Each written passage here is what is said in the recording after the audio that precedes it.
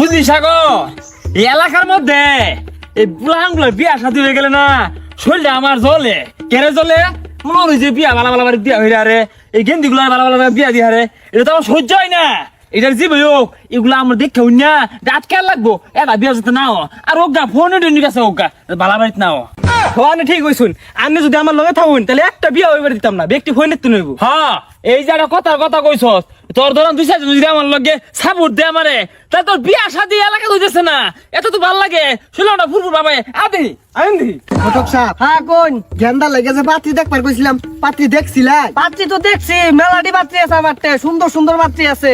সুন্দর টুন্দর বুঝি না, পাত্রী লাগবে একবারে ময়দা লান ফকফা, পুলা আমার 1 নম্বর, পাত্রীও লাগবে 1 নম্বর, যেহেতু একবার সুন্দর মন্দর বডি বাড়া সব ফিট ফাটতে হয়, পুলার মানান সই লাগবো তো। তখন কি টিয়া পয়সা নিবেন? যদি টিয়া পয়সা নেন তাহলে তো সুন্দর পাইতেন না, আর যদি টিয়া পয়সা সারা হরান